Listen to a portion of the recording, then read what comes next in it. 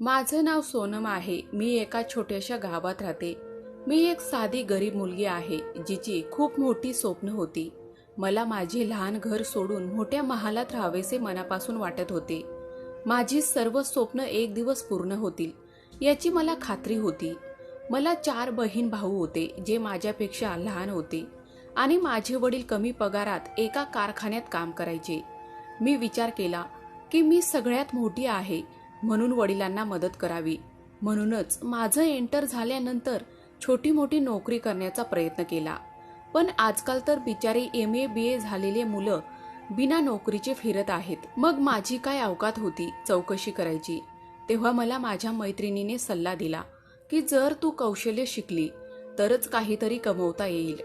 2-3 वर्ष खाजगी शाळेत ढकलल्यानंतर मी पार्लरचे काम शिकू लागले जेणेकरून त्यातून काही पैसे कमवता येतील। दिवसा मी पार्लरमध्ये काम करायची आणि संध्याकाळी काही मुलांची शिकवणी घ्यायची। याच्यातच आमचा घर खर्च चालायचा। आमचे घर एका छोट्याशा वस्तीत होते आणि मी पार्लरचं काम शिकायला शहरात जात असे। अशा रीतीने येण्या जाण्यासाठी भरपूर भाडे लागत असे। मी शहरात पार्लर जवळच भाड्याने घर शोधू लागले। सुदैवाने मला पार्लरच्या काही अंतरावर कमी भाड्यात घर मिळाले आणि आम्ही सर्व तिकडे शिफ्ट झालो। मी काम खूप मेहनतीने शिकत होती आणि माझी पार्लरवाली मॅडम माझ्यावर खूप खुश होती। ती मला म्हणायची की एक दिवस मी एक मोठी मेकअप आर्टिस्ट होईल। एके दिवशी मी कामावरून परत येत असताना मला वाटेत एक बाई दिसली जी खूप वेगाने श्वास घेत होती। कदाचित तिला श्वास घेता येत नव्हता किंवा मला माहीत नाही आणखी काही समस्या होती। मी मदतीसाठी इकडे तिकडे पाहिलं पण त्यावेळी रस्ता सुनसान होता आणि आजूबाजूला कोणीही नव्हतं। काय करावे समजत नव्हते। त्या बाईने हातवारे करून पाणी मागितले म्हणून मी धावत जाऊन त्या बाईसाठी मागच्या गल्लीतील फिल्टरमधून पाणी आणून प्यायला दिले। पाणी प्यायल्यानंतर त्यांची तब्येत थोडी सुधारली म्हणून मी त्यांना आधार देत माझ्यासोबत माझ्या घरी आणले। त्या महिलेने सांगितले की ती दररोज त्यावेळी जवळच्या गार्डनमध्ये फिरायला जात होती। आजही बाहेर फिरायला गेली होती तेव्हा अचानक चक्कर आली। ती मला म्हणू लागली की मुली मला मदत केल्याबद्दल तुझे खूप खूप आभार। मी म्हणाली आंटी आभार मानायची गरज नाही, ते माझे कर्तव्य होते। त्या महिलेने स्वतःबद्दल सांगितले ती श्रीमंत कुटुंबातील आहे। तिला एकुलता एक मुलगा आहे आणि तिच्या पतीचे खूप पूर्वी निधन झाले होते। ती बराच वेळ आईशी बोलत बसली।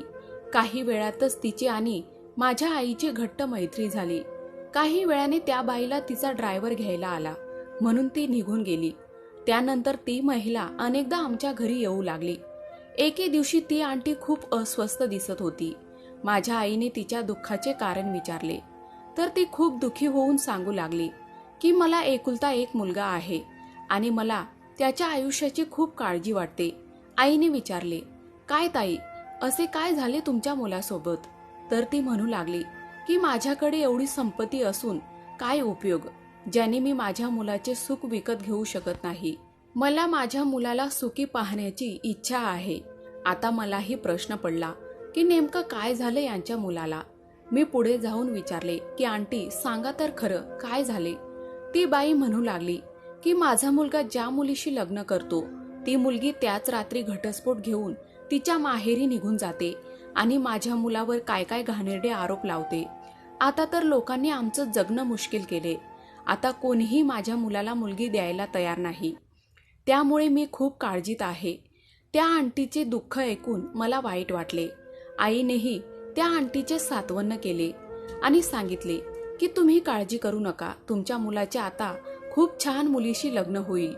काही दिवसांनी त्या आंटी पुन्हा आमच्या घरी आल्या। त्या खूप दुःखी होत्या।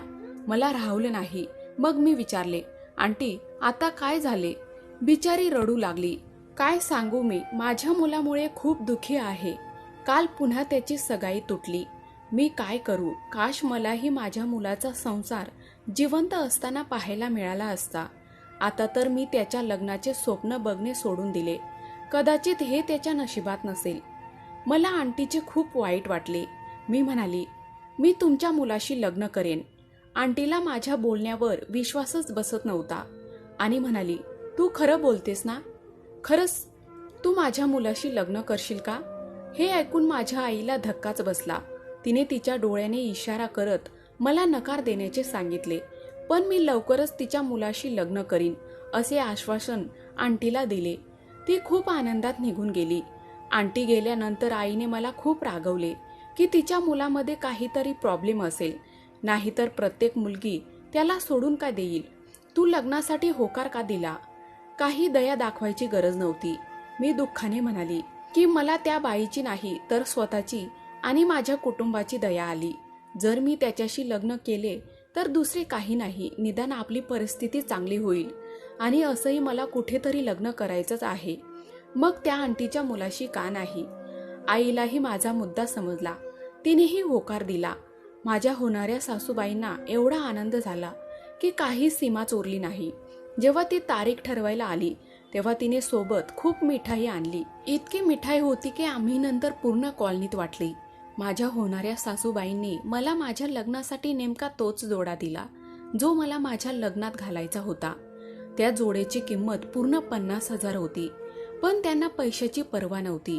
त्यांची वागणे पाहून आई मला सांगायची की अजून वेळ आहे, त्यांच्या मुलामध्ये काही मोठी समस्या असावी असे वाटते. पण मी त्यांना शब्द दिला होता म्हणून मी त्यांना नकार देऊ शकत नव्हती. लग्नाच्या दिवशी माझ्या पार्लरवाली दीदीने मला तयार केले होते. मी नवरी बनून खूप सुंदर दिसत होती.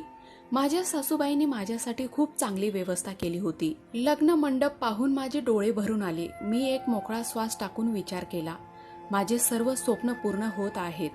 सुंदर घर, गाडी, संपत्ती आहे, तर काश मुलगाही माझ्या पसंतीचा राहिला असता, माझ्या स्वप्नाचा राजकुमार असता तर किती छान होईल. मी लग्न करण्याचा विचार तर करून घेतला होता, पण मी कोणाशी लग्न करणार आहे, मुलगा कसा दिसतो, त्याचं प्रॉब्लेम काय आहे हे मला अजिबात माहीत नव्हतं. मला फक्त माझ्या कुटुंबाची परिस्थिती बदलायची होती आणि त्यासाठी हा शॉर्टकट मार्ग आहे असे मला वाटले. पण जेव्हा मी नववधू म्हणून त्या घरात आली तेव्हा मला पहिल्यांदाच विचार करायला भाग पाडले की असे काय झाले होते की मी त्या माणसाची चौथी पत्नी बनणार आहे. माझी सासूबाई मला खोलीत सोडून गेली. माझ्या मनात विचित्र विचार येत होते. रात्री 11 वाजता माझे पती खोलीत आले. मी वर मान करून त्याला पाहिले. त्याचे व्यक्तिमत्व पाहून मी माझे बोट तोंडात दाबले. तो खूप देखणा मुलगा होता, पण माझ्या राहण्याचे ते कारण नव्हते. मी त्याला खरंच ओळखले आणि नशिबाने केलेल्या हेराफेरीचे मला खूप आश्चर्य वाटले. मी त्याला काही बोलायच्या आत त्याने एक विचित्र कृती केली, जे पाहून माझ्या पायाखालची जमीनच सरकली. तो एका हाताला नाचवत म्हणाला, हाय हाय, ह्या लिपस्टिकचा रंग अजिबात चांगला नाही. तू तुझा मेकअप कोणाकडून करून घेतला?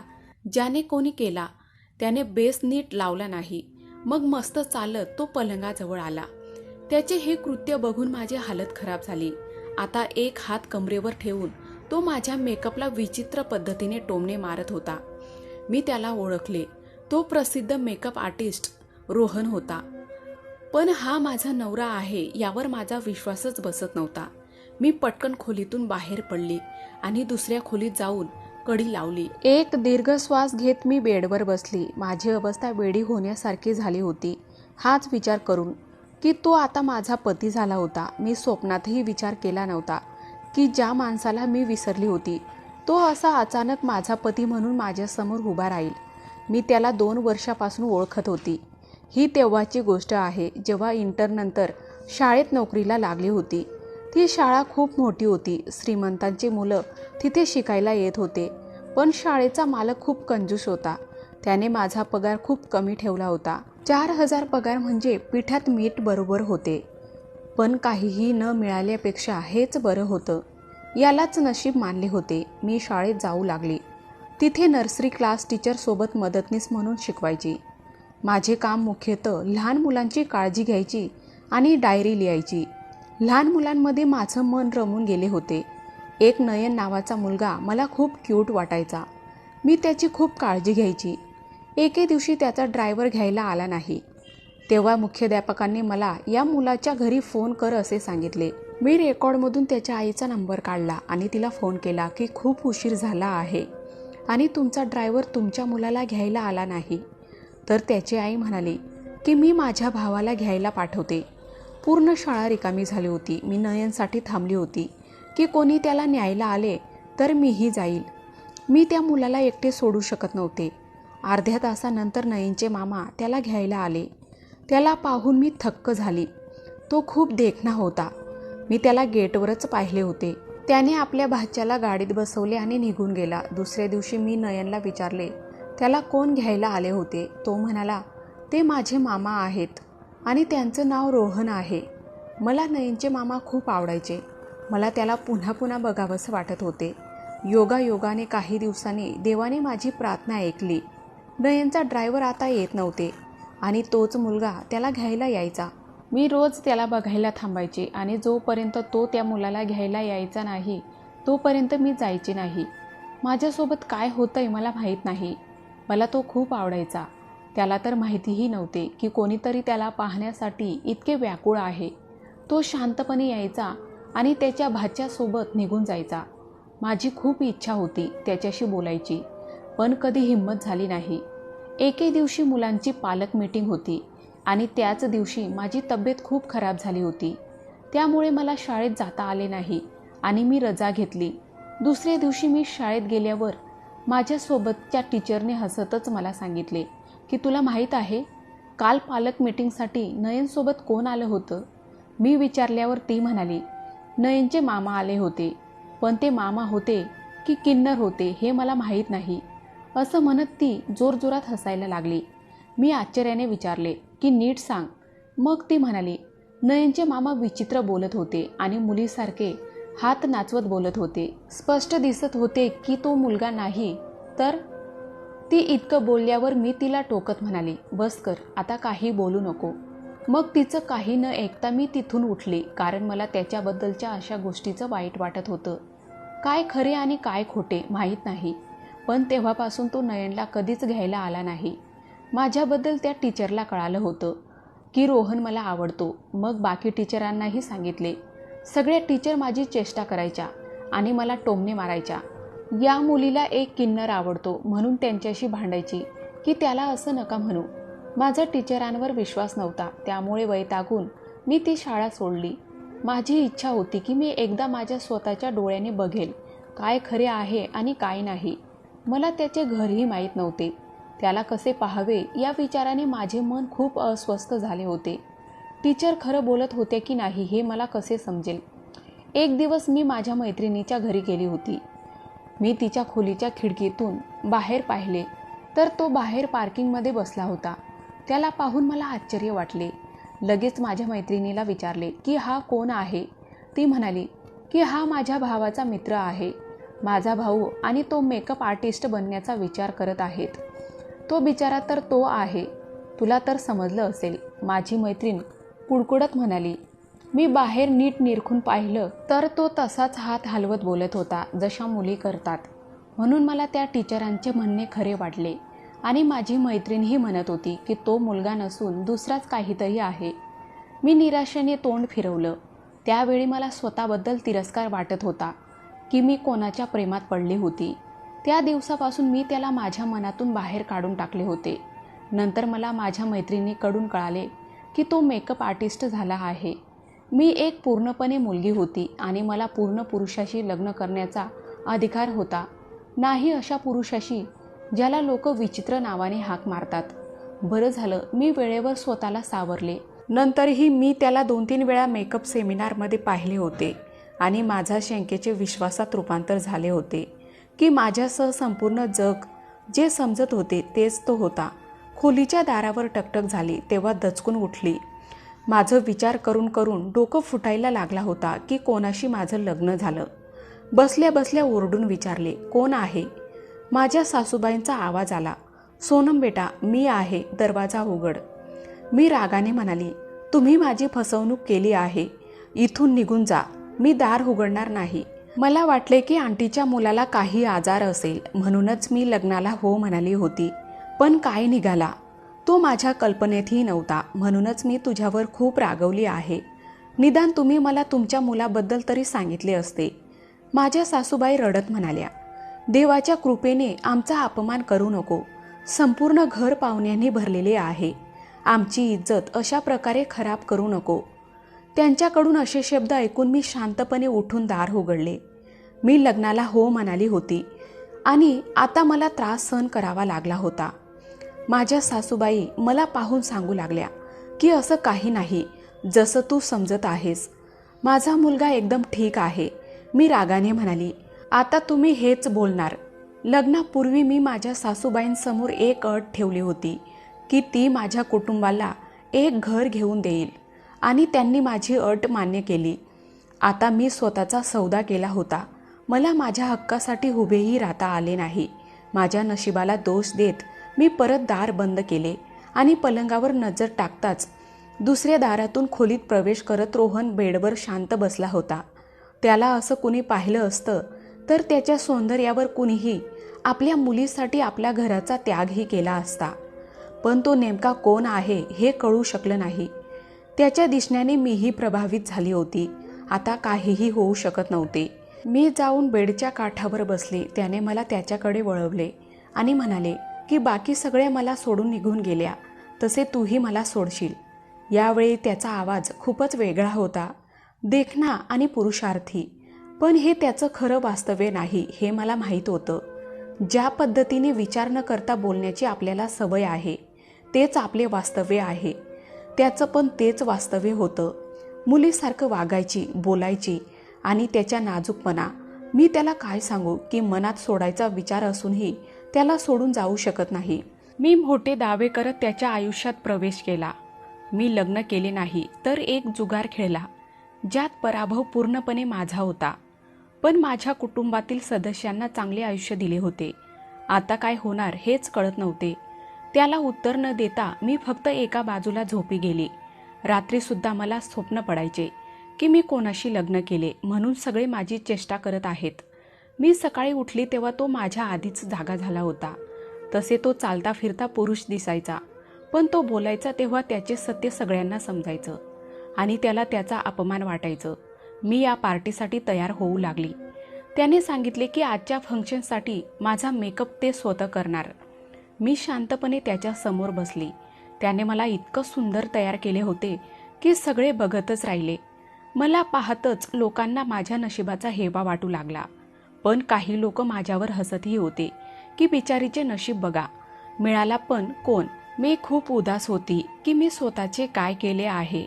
पाहुणे निघून जाताच मी माझी खोली वेगळी केली. मला अजिबात त्यांच्यासोबत राहायचे नव्हते. माझ्या सासूबाई मला काहीच बोलले नाहीत, कारण मी तिला स्पष्टपणे सांगितले होते की या प्रकरणात तिने काही सांगितले तर तिच्या पहिल्या सुनेप्रमाणे मीही घर सोडून निघून जाईल. मग माझ्या सासूबाई मला काहीच बोलल्या नाहीत. मी माझ्या मर्जीने झोपायची, उठायची आणि तिच्या किन्नर मुलाचा चेहराही पाहू नये म्हणून प्रयत्न करायची. त्यांची इज्जत राहण्यासाठी मी त्या घरात हजर होती, एवढेच त्यांना पुरेसे होते. मला 2 नणंद होत्या, त्याही माझ्याशी बोलल्या. मला समजवण्याचा खूप प्रयत्न केला आणि शेवटी त्या निराश होऊन त्यांच्या घरी निघून गेल्या. एके दिवशी किचनमध्ये मी माझ्यासाठी जेवण आणायला गेली तेव्हा माझ्या सासूबाईच्या खोलीसमोरून जात असताना माझे नाव ऐकले, म्हणून मी थांबली आणि लक्षपूर्वक ऐकत होती. माझ्या सासूबाई तिच्या मुलाला म्हणजे माझ्या नवऱ्याला सांगत होत्या की सोनमला तू सत्य बोलायला सांगत होता आणि तो नकार देत होता. तिला सांगितले तर ती विश्वास करणार नाही आणि ती पण मला सोडून जाईल. मला आश्चर्य वाटले की ते अजूनही माझ्यापासून काहीतरी लपवत आहेत. मी अजून ऐकायचा प्रयत्न केला, पण आता तो गप्प बसला होता. मग मी परत माझ्या खोलीत गेली. आता त्या सत्याचा तपास कसा करू जे आई आणि मुलाने माझ्यापासून लपवलेले होते. त्यासाठी मला माझ्या नवऱ्याच्या खोलीत राहावं लागेल, जेणेकरून तो काय करतो हे मला कळू शकेल. मी माझे सामान उचलले आणि नवऱ्याच्या खोलीत शिफ्ट झाली. मी जबरदस्तीने त्याला माझ्यापासून दूर राहण्यास सांगितले. एके दिवशी तो कोणाशी तरी फोनवर बोलत होता की तो 15 मिनिटात येईल. तो घरातून निघून गेल्यावर आता कुठे जातोय असा विचार करत मीही त्याच्या मागे गेली. तो एका खाजगी दवाखान्यात गेला होता. त्या दवाखान्याच्या दारावर मर्दाना उपचार असे लिहिले होते. तो इथे कोणत्या संबंधाने आला आहे याचा विचार करून मला आश्चर्य वाटले. मग मी विचार केला की तो माणूस असेल तर पुरुषी आजारावर उपचारासाठी इथे येईल आणि मी परत आली. काही दिवसांनी माझ्या धाकट्या नंदेला मुलगा झाला. तेव्हा तिने एक पार्टी आयोजित केली आणि आमच्या कुटुंबातील सर्व सदस्यांना आमंत्रित केले. मला जायचे नव्हते, पण माझ्या सासूने जबरदस्ती केली होती. सासू म्हणाली, तुझं लग्न झालंय तर निभवायला शिक.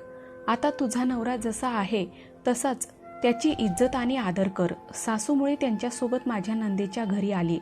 तिथे मला त्याच शाळेतील एक टीचर दिसली. तिने मला रोहनसोबत पाहिल्यावर सगळ्या पाहुण्यांसमोर माझा अपमान करत म्हणाली की शेवटी तू या किन्नरशीच लग्न केले. तूही त्याच्याच लायकीची होती. तिचे बोलणे आणि माझा अपमान मला सहन झाला नाही आणि धावत घरी आली. रडत रडत रूममध्ये आली. तोही माझ्या मागे खोलीत आला आणि मला गप्प करू लागला. मी दुःखी मनाने त्याला म्हणाली, हे सर्व तुझ्यामुळे होत आहे. तू माझ्या दुःखाची कल्पना करू शकत नाहीस. तो उदास होऊन म्हणाला, तू माझ्यापेक्षा जास्त दुःखी नाही होऊ शकत आणि नाही तुला माझ्यापेक्षा जास्त त्रास सहन करावा लागला असेल. माझे रडणे विसरून मी त्याला विचारले, याचा अर्थ काय? तर तो म्हणाला, आज मी तुला सर्व सत्य सांगतो. मी कोण होतो आणि काय आहे. तो मला त्याची हकीकत सांगू लागला. माझा जन्म झाला तेव्हा मी एक मुलगी होती. माझ्या घरातील लोक मला लहानपणापासूनच मुलगी मानत होते. त्यांनी मला मुलीचे कपडे घालायला सुरुवात केली आणि मला मुलीसारखे वागवले. मी सुद्धा स्वतःला मुलगी समजायचा. मुलींच्या शाळेत जायचो आणि माझ्या सगळ्या मैत्रिणी पण मुली होत्या. मी एक मुलगी म्हणून 12-13 वर्ष घालवली. पण नंतर अचानक माझ्यात बदल घडू लागले. माझा आवाज जाड होता आणि चेहऱ्यावर दाढी आणि मिशा दिसू लागल्या होत्या. मी खूप अस्वस्थ झालो. ही परिस्थिती माझ्या परिवारासाठी खूप त्रासदायक होती आणि शेवटी मी दुःखी झालो आणि माझे कुटुंबीय मला एका प्रसिद्ध डॉक्टरांकडे घेऊन गेले. त्या डॉक्टरांनी एक विचित्र गोष्ट सांगितली. डॉक्टर म्हणाले की मी मुलगी नाही तर मुलगा आहे. डॉक्टरांच्या म्हणण्यानुसार जगात लाखो कोटींमध्ये अशी प्रकरणे फार दुर्मिळ आहेत की ऑपरेशन करून मुलीचे मुलामध्ये किंवा मुलीचे मुलामध्ये रूपांतर केले जाऊ शकते. डॉक्टरांनी माझी तपासणी केली. त्याने माझे ऑपरेशन केले आणि मी मुलीमधून मुलात रूपांतर झाला. माझ्यासाठी तो खूप कठीण काळ होता जो मी घालवला. सगळे माझी चेष्टा करू लागले. माझे मित्र आणि नातेवाईकही मला सोडून गेले होते. माझ्यामुळे माझे आई वडील ते शहर सोडून इथे या शहरात आले. मी किन्नर किंवा थर्ड जेंडर नाही. मी मुलगी म्हणून जी 12-13 वर्ष घालवली तेवढाच प्रभाव माझ्यात राहिला. त्यामुळे काही हार्मोन्सचा प्रश्न निर्माण झाला. लग्न झाले तर हळूहळू सगळं नॉर्मल होईल असे डॉक्टरांनी सांगितले होते. माझ्या पतीची कहाणी ऐकून माझ्या डोळ्यात पाणी आले. खरंच माझ्या वेदना आणि दुःखापेक्षा त्याचे दुःख खूप मोठे होते.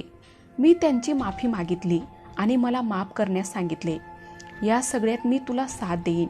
मी सदैव तुझ्यासोबत राहील. माझे हृदय आनंदाने फुलून गेले होते आणि माझे त्याच्यासाठी पूर्वीचे प्रेम पुन्हा जागे होऊ लागले. जेव्हा मला माझ्या पतीचे सत्य कळले तेव्हा मला खूप आनंद झाला की तो नपुसक किंवा किन्नर नाही. त्याच्यामध्ये कोणतीही कमी किंवा दोष नव्हता. तो फक्त आदतचा मजबूर होता. मी त्याच्यावर योग्य उपचार करू लागली आणि त्याच्याकडून प्रॅक्टिस करून घेतली की बोलत असताना हात कसे नियंत्रणात ठेवायचे. त्याला हे पण शिकवले की कसं हळू आणि सावकाश बोलायचं. माझ्या मेहनतीला यश मिळाले आणि तो लवकरच बरा झाला.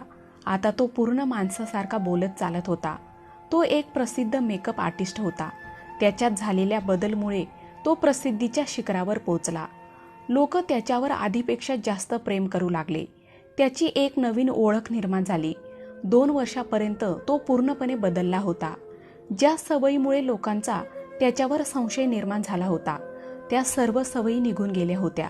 आता तोही इतर माणसांसारखा माणूस होता. त्याच्यापासून दूर पळणाऱ्या सर्व मुली आता त्याच्या भोवती गिरक्या घालू लागल्या. पण रोहनने कोणाकडे लक्ष दिले नाही. तो फक्त माझी काळजी घ्यायचा आणि फक्त माझ्यावर प्रेम करायचा. लग्नाच्या 3 वर्षांनंतर आमच्या घरात एक मुलीचा जन्म झाला. त्यामुळे सर्वांची तोंडे बंद झाली. काही जळणारे लोक जे अजूनही चुकीच्या गोष्टी पसरवत होते. माझ्या मुलीचा चेहरा त्यांच्या तोंडावर देवाने मारलेल्या थप्पडसारखा होता. माझ्या सासूबाई माझे आभार मानत कधी थकल्या नाहीत की मी येऊन तिच्या मुलाचे आयुष्य बदलले. ती सर्वांसमोर म्हणायची की माझ्या सुनेने माझे घर स्वर्ग बनवले आहे. मी लाखो वेळा देवाचे आभार मानायची ज्याने माझ्या प्रेमाची लाज राखली, मला अपमानित होण्यापासून वाचवले आणि माझी सर्व स्वप्ने पूर्ण झाले. जे मी बघायची. मला माझ्या स्वप्नाचा राजकुमार मिळाला होता. तर मित्रांनो, ही कोणाच्या तरी आयुष्याची सत्यकथा होती. तुम्हाला काय म्हणायचे आहे कमेंट करून मला या कथेबद्दल सांगा. व्हिडिओला लाईक करून चॅनलला सबस्क्राईब करा, म्हणजे तुम्हाला येणारे व्हिडिओ लगेच मिळतील. धन्यवाद.